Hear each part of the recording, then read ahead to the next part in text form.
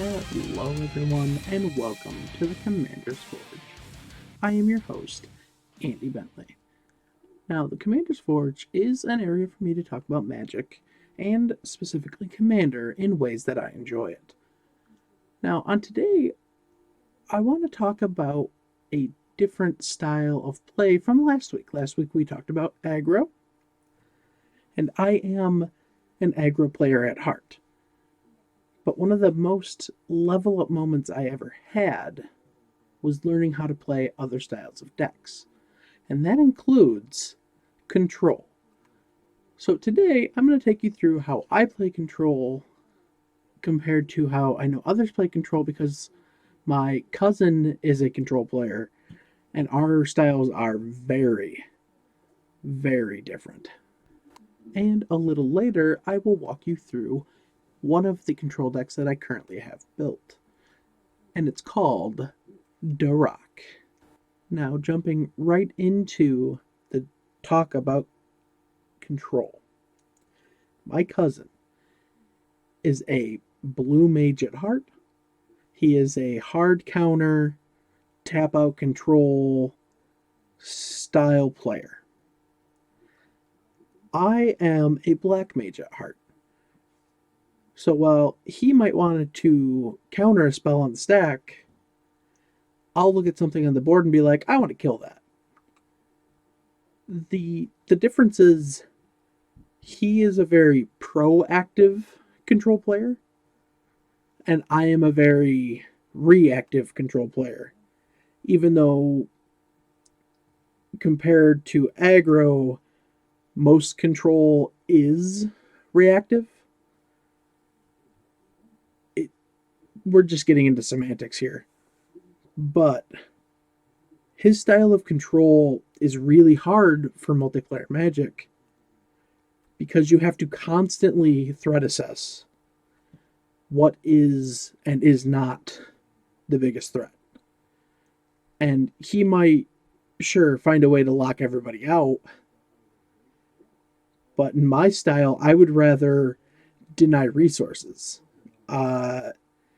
Instead of saying, no, you can't cast that, it's, no, you can't have creatures, or no, you can't tap that land. It's, I don't know if any one way is meaner.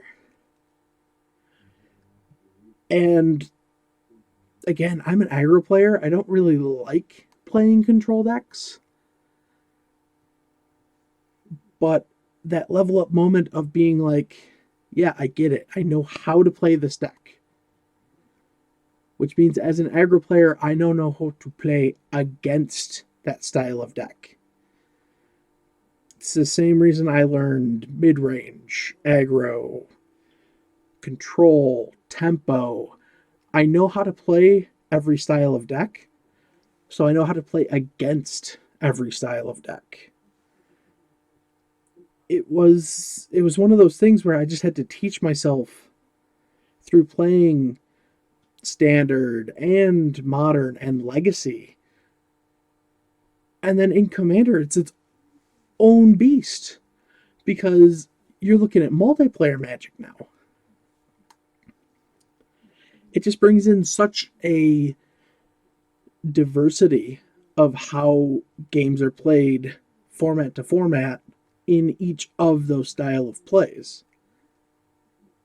Look at a control deck in standard, and you're more likely to see that, I'm just going to counter everything you play and then play a big threat. And that's kind of the same for most of the one-on-one competitive formats. It had to morph in Commander, because if you're just countering everything, well, one, nobody's going to like you, but also you can't. You legitimately cannot stop every threat every time. So you need to adapt. You need to know how to kill. You need to know how to counter, and you need to know how to deny resources. And that idea is where I've built my decks from. Don't get me wrong, I've done the counter control tap out, you can't do anything deck. I hated it, and I tore it apart, and I've never rebuilt it. And then there was this idea.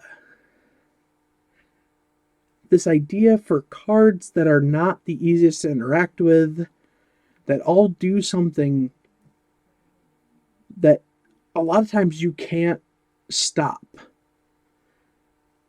And it led me to Planeswalkers. And I will explain more about that when I actually get into the deck tech for my deck later. But given the game I played with it earlier, where the entire table had to try and focus on keeping me at bay, it turned my control into controlling them to try to stop me. And it was a lot of fun. And sure, I didn't win that game, but I'm sure if you asked any of them, they would say that that was a really fun game. It didn't seem terribly oppressive. Sure, it was a little oppressive, but you know, that's what a turn 1 Soul Ring into a turn 2 commander will do for you. Alright, let's hear an ad from our sponsor, and then we will move into the deck tech.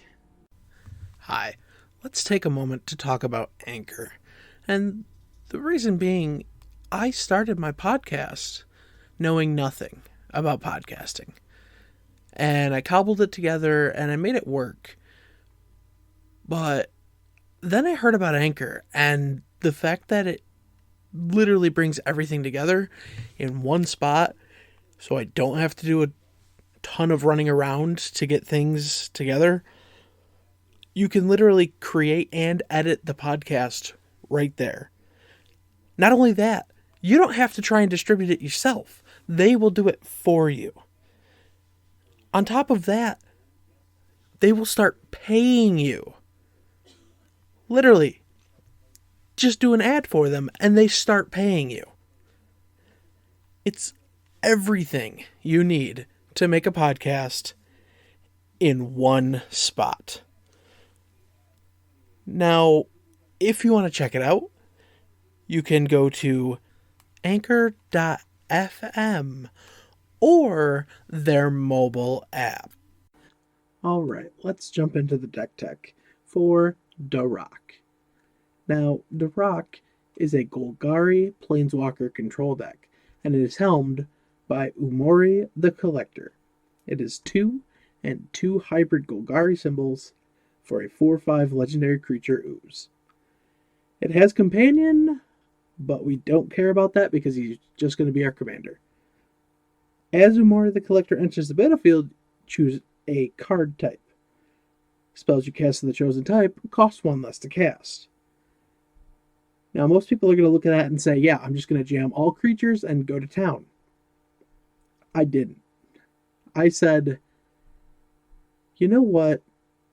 Let's run some Planeswalkers, let's run some controlling spells, and see what we can do. And it breaks down into, eventually it wants to win by denying our opponents resources.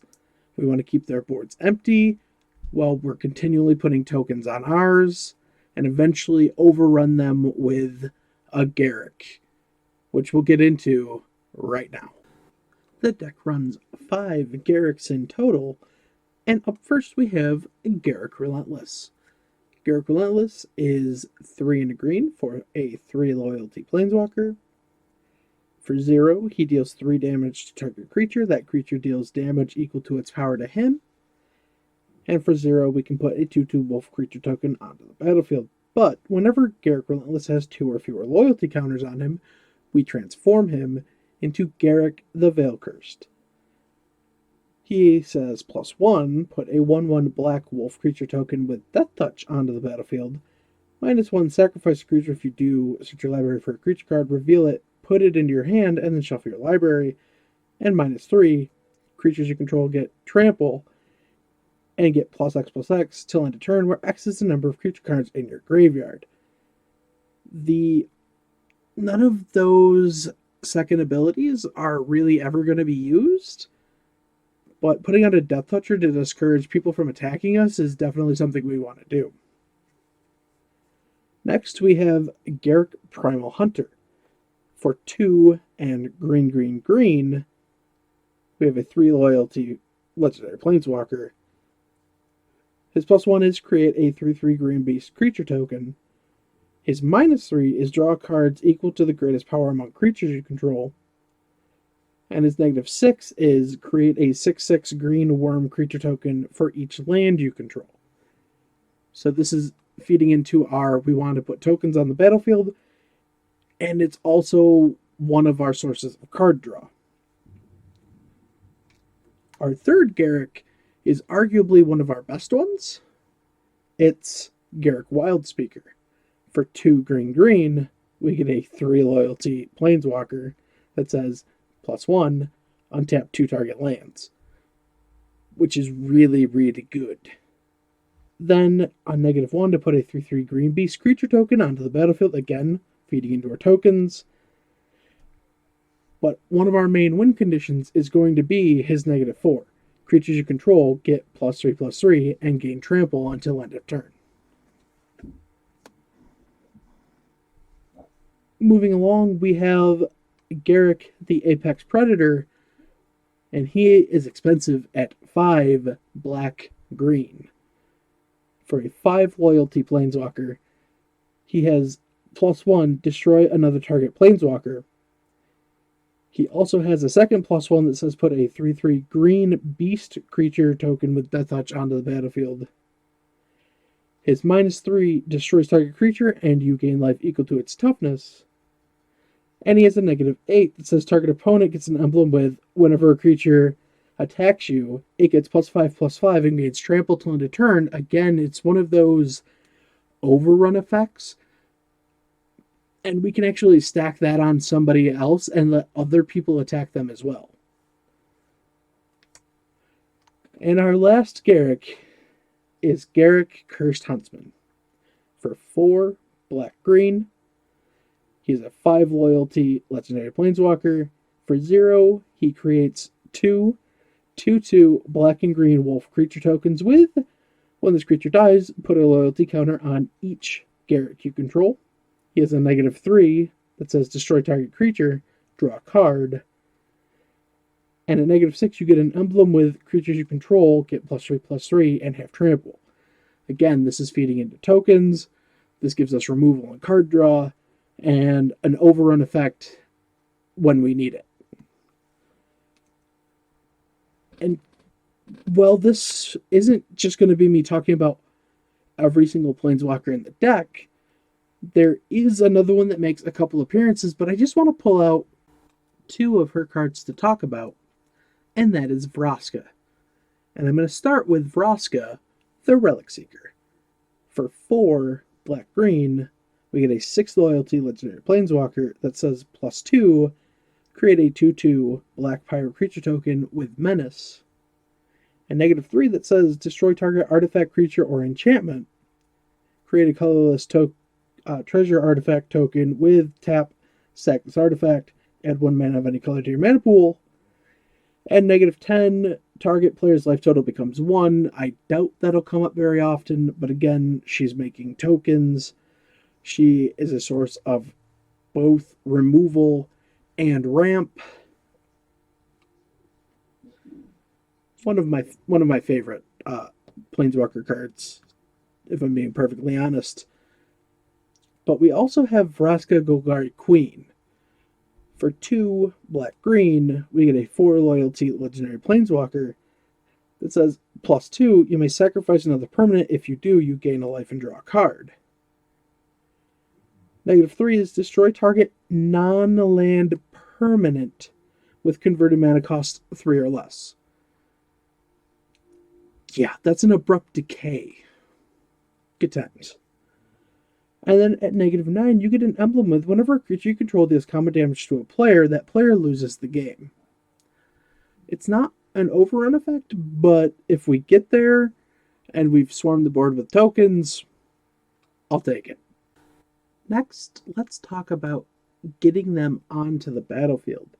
Because, well, Umori might come down and start decreasing the cost by 1, that isn't always good enough. Sometimes you just don't have the right mana. And for that, we're running Oath of Nissa, which is a single green mana for a legendary enchantment. And when it enters the battlefield, you look at the top 3 cards of your library, and you can reveal a creature, land, or planeswalker card from among them and put it into your hand. Put the rest on the bottom of your library in any order. But the important bit says, you may spend mana as though it were mana of any color to cast planeswalker cards. This means if the draw's been awkward and we have only green mana, we can still cast our black mana planeswalkers. And that can save my game every so often. But next, let's talk about Nissa. And the first Nissa is Nissa Vital Force. For 3 green, you get a 5 loyalty planeswalker that says +1. Untap target land you control until your next turn. It becomes a 5/5 elemental creature. With haste, it's still land. 9 times out of 10, this might just be a blocker for me, but other times it could be I'm 1 mana short, so I'm just going to untap it so that I can tap it again to add more mana. She has a -3 that says return target permanent card from your graveyard to your hand, because people are going to want to go after your planeswalkers. And -6, you get an emblem with whenever a land enters your battlefield under your control, you may draw a card. And there is a large amount of ramp in this deck because it's a very mana-hungry deck. Our second Nissa is Nissa Who Shakes the World. She is also 3 green for a 5 loyalty legendary planeswalker, but she has a static effect that says whenever you tap a forest for mana, you add an additional green mana to your mana pool. Her +1 is to put 3 +1/+1 counters on up to 1 target non-creature land you control. Untap it, it becomes a 0/0 elemental creature with vigilance and haste that's still a land. So she can come down, untap one of the lands you spent to cast her, and attack with a vigilant 3/3. Not bad. But her -8 says you get an emblem with lands you control have indestructible. And you search your library for any number of forest cards and put them onto the battlefield tapped, then shuffle your library. And it's really not that hard to get to 8 loyalty. But speaking of getting stuff onto the battlefield, there are 2 artifacts that I run that can help cheat stuff into play. The first one is Thran Temporal Gateway. It's a 4 mana legendary artifact that says for 4 and tap, you may put target historic permanent card from your hand onto the battlefield. And historic permanents are artifacts, legendaries, and sagas. So if I feel like it's not safe to run something out, I can wait till the end step before my turn. Or the real trick is, if it's too expensive for me to play, I can just cheat it out for 4 mana. The other artifact is also a legendary artifact, and that is Planar Bridge, which is 6 generic mana. And then you can pay 8 and tap it to search your library for a permanent card and put it onto the battlefield, then shuffle your library. If you're doubling mana with the Nissa out, it's really not that hard to get to 8 mana. In the game I played earlier, even after they got rid of the Nissa, I could still make 12 mana. Yeah. Next, we have Ugin the Ineffable, otherwise known as Eugene the Ineffable. He is a 6 mana for a 4 loyalty legendary planeswalker, but he has a static ability that reduces the cost of colorless spells by 2. So those kind of expensive artifacts can come down a little sooner, or any of their colorless planeswalkers we may or may not be running that I'm not going to talk about here. But he has a +1 that says exile the top card of your library face down and look at it. You create a 2/2 colorless spirit creature token, and when that token leaves the battlefield, put the exiled card into your hand. So this gives us something to block with, or eventually, when we're doing our overrun shenanigans, it's another 2/2 body. And he has -3 to destroy target permanent that's one or more colors. So it can't hit colorless stuff, but that's fine. It's still pretty premium removal, especially for, say, another person's commander. And then it wouldn't be a Planeswalker deck without the inclusion of the Chain Veil, which is a 4-mana legendary artifact that says at the beginning of your end step, if you didn't activate a loyalty ability of a Planeswalker this turn, you lose 2 life. But you can pay for and tap it, and for each Planeswalker you control, you may activate one of its loyalty abilities once this turn, as though none of its loyalty abilities have been activated this turn. Yeah, there are times where this can come down after I've put stuff in the range to use their ultimate, to immediately use their ultimate. It's devastating, and I love it. Alright, let's take a look at some of our card draw, and most of it is centered in black. Not all of it, but most of it. And the first Planeswalker that I really like that deals with it is Obnixilis the Hate Twisted, which is 3 black for a 5 loyalty legendary Planeswalker with the ability that says whenever an opponent draws a card, Obnixilis the Hate Twisted deals 1 damage to that player. And you can couple this with -2, destroy target creature, its controller draws 2 cards. But 9 times out of 10, I'm just going to hit one of my own tokens and draw 2 cards. Next we have Obnixilis Reignited, which is 3 black for a 5 loyalty Planeswalker that says +1, you draw a card, and you lose 1 life. His -3 is destroy target creature. And his -8 is target opponent gets an emblem with whenever a player draws a card, you lose 2 life. And yes, I have put that on somebody before. It was amazing. And the last one that really centers around card draw is Liliana Dreadhorde General for 4 black. You get a 6 loyalty legendary Planeswalker that has the ability, whenever a creature you control dies, draw a card. You can +1 to make a 2/2 black zombie creature token.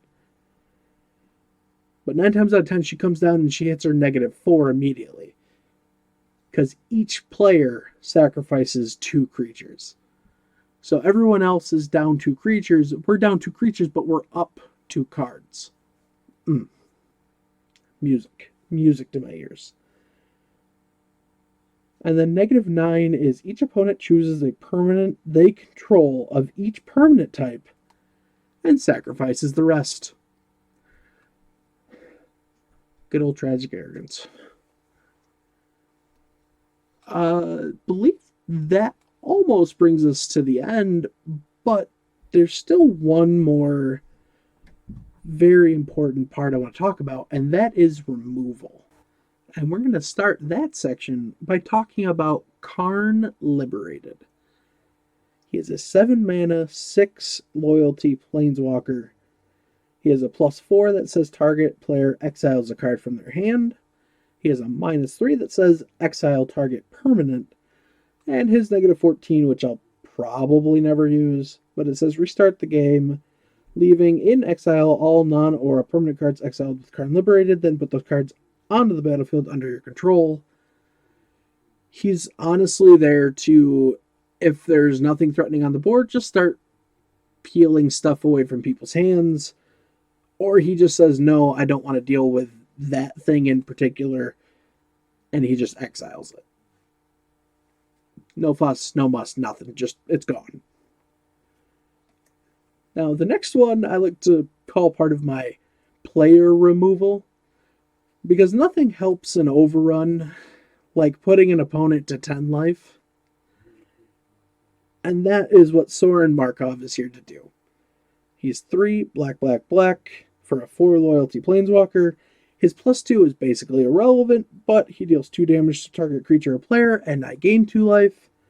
But his -3, target opponent's life total becomes 10. And it's not just me. 9 times out of 10 when you see this card in the wild, that's about all it does. But it does have a -7 that says you control target players next turn. Basically never happens. And then we get into, well, let's just call it the removal suite. And that starts with Casualties of War, which is 2 black, and 2 green for a sorcery that says choose 1 or more. Destroy target artifact. Destroy target creature. Destroy target enchantment. Destroy target land. Destroy target planeswalker. Yeah, it just kind of deals with everything. And in that vein, our next one, Windgrace's Judgment, for 3 black-green. For any number of opponents, destroy target non-land permanent that player controls. And, man, that card's really good. Then we have our two like really targeted, like I need that gone right now. And the first one is Vraska's Contempt, which is 2 black for an instant that says exile target creature or planeswalker, and you gain 2 life. That's it. Then we are also running Abrupt Decay, which is a black and a green for an instant that says Abrupt Decay can't be countered by spells or abilities. Destroy target non-land permanent with converted mana cost 3 or less. Now, sometimes you just need everything gone. And by everything, I mean everything that isn't mine. So for that reason, we are running in Garruk's Wake.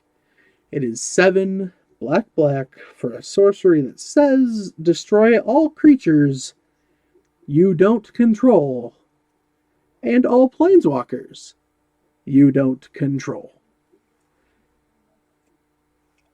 The deck can be oppressive, but not in a way that I feel like anybody's going to say, man, I can't beat this. And that's how I like to play Control.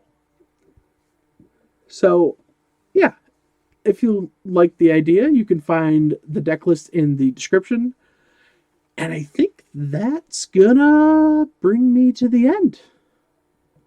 All the normal YouTube stuff. If you enjoyed it, consider subscribing, hit the like button, hit the bell for notifications. And I'll see you next time.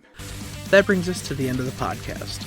I would like to thank Nate and Erica Jacobs for designing my logo, and Cody Mulpey and Ian Foss for allowing me to use a sample of music from their band The Crypt. The podcast can be found on YouTube by searching Commander's Forge. The podcast is Commander's Forge, that is CMDR_Forge on Twitter. I can be found on Twitter at BentzMr, that is BENTZMR. Thank you for listening. I'll see you next time. And until then, here's to fun games and sick plays.